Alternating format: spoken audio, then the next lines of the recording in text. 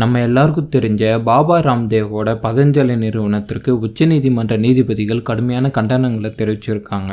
இதுக்கப்புறம் அந்த நிறுவனத்தோட ஷேர் ப்ரைஸ் இன்றைக்கி 1% சரிஞ்சு நிறைவடைஞ்சிருக்கு.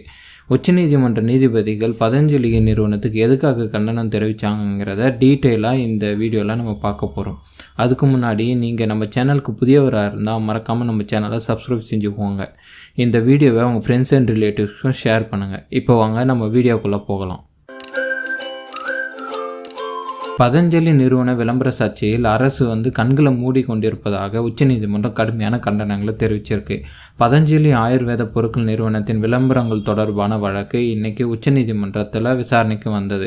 மேலும் பதஞ்சலி ஆயுர்வேத நிறுவன விளம்பரங்கள் மூலம் ஒட்டுமொத்த தேசத்துக்கும் தவறான தகவல் பரப்பு போடுறதாகவும் இது துரதிருஷ்டவசமானதும் அரசு இதில் உடனடியாக நடவடிக்கை எடுக்க வேண்டும்.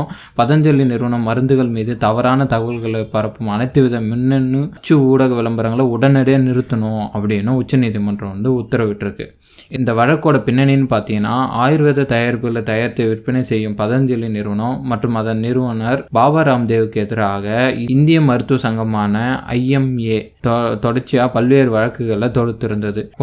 குணப்படுத்தவே வாய்ப்பில்லாத நாள்பட்ட நோய்கள், மரபணு நோய்கள் உள்ளிட்ட பல்வேறு நோய்களையும் பதஞ்சலி தயாரிக்கும் ஆயுர்வேத மருந்துகள் குணப்படுத்துறதா அந்நிறுவனம் உண்மைக்கு மாறாக விளம்பரம் செய்வதாக IMA குற்றம் சாட்டியிருந்தது. நவீன மருத்துவமான அலோபதிக்கு எதிராக பல்வேறு அவதூறுகள் பரப்புவதாகவும் குற்றம் சாட்டியிருந்தது. யோகா குரு ராம்தேவ் இணை நிறுவனராக இருக்கும் பதஞ்சலி ஆயுர்வேத வழக்கினை கடைசியாக கடந்த நவம்பர் மாதம் விசாரித்த நீதிமன்றம், யோகா குரு பாபா ராம்தேவுக்கு என்னவாயிற்று? அவர் யோகா கலை பிரபலப்படுத்தியதால் அவர் மீது மரியாதை கொண்டோம். ஆனால் அவர் மற்ற மருத்துவ முறைகள் விமர்சிக்கிறது தவறு. அவருடைய விளம்பர நிறுவனங்கள் மருத்துவர்களை கொலைகாரர் போல சித்தரிக்குது அப்படின்னு தலைமை நீதிபதிகள் கருத்து தெரிவிச்சிருந்தாங்க. இந்நிலையில் இந்த வழக்கு திருப்பியும் விசாரணைக்கு வந்தது.